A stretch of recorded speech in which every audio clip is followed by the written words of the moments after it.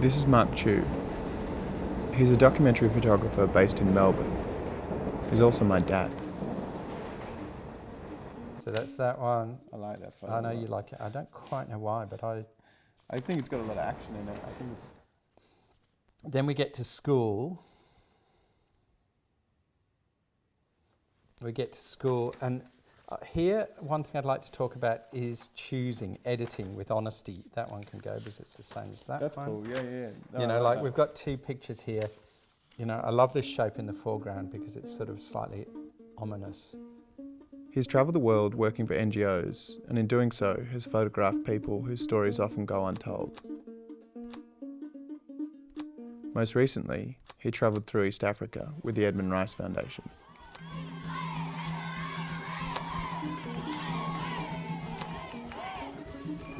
He's always insisted that I should look at his work and make my own mind up about the story he was trying to tell. So I stopped and I looked and then insisted on getting his perspective.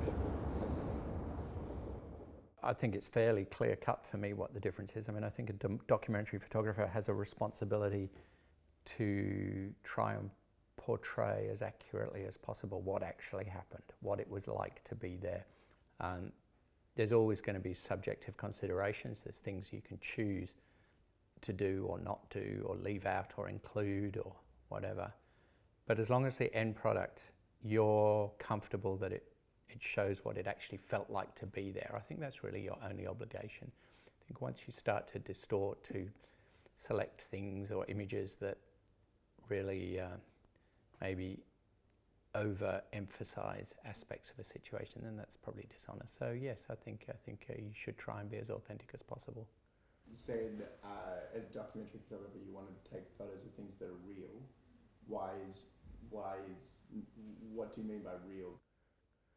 I don't want to construct anything.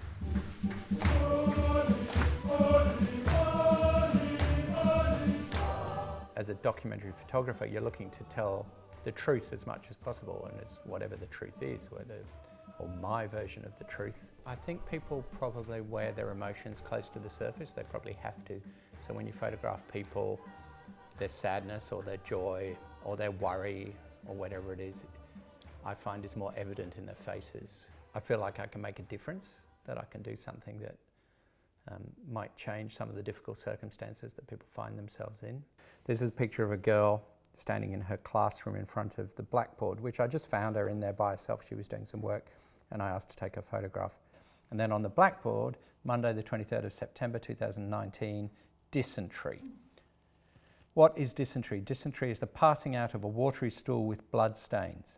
Name the two germs which cause dysentery. Obviously, this girl has been in this class and she's learning about dysentery. Now, we're not showing pictures of dysentery. We're not showing pictures of starving kids here. But as an image, it's quite a powerful image with her in the middle. And there's lessons for the person looking at it about what sort of things that maybe 10-year-old girls are learning in their classrooms. This photo might actually affect you to make a difference, to do something about it.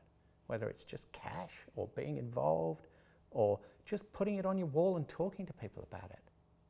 All those things will help. So I think it can make a difference. I sound like I'm justifying it, but I can't think of any other sort of reason to do it, really.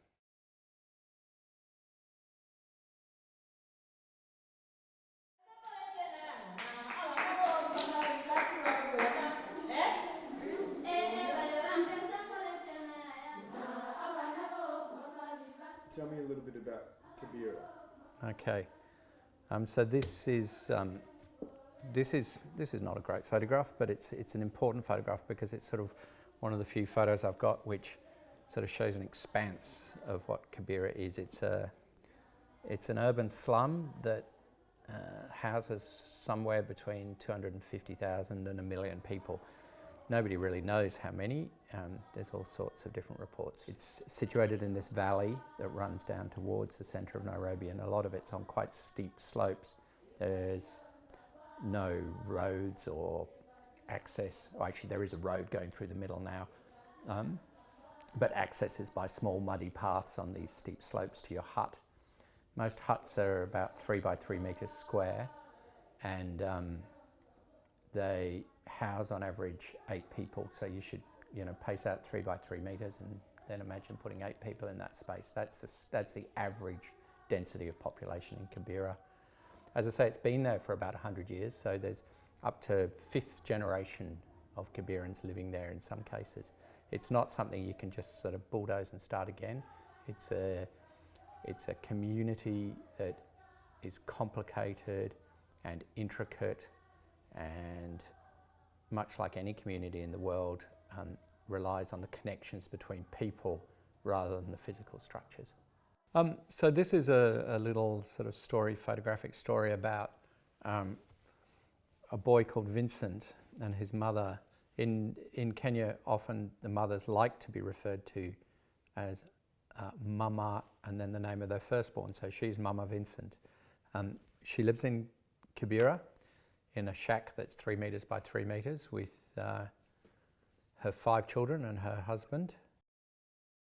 So once Mama Vincent and Vincent are ready to go to school, she grabs the baby and the 3 of them walk through the slum, through the little narrow winding muddy paths of the slum, up the hill to the edge of the new bypass road, which sort of runs along the side of Kibera. It's a very busy road, and they go along there for 2 or 3 kilometres and cross the road, which is a sort of tricky situation because it's so busy and there's no crossings, and eventually walking past a big block of sort of new residential flats, they come to the Mary Rice Centre.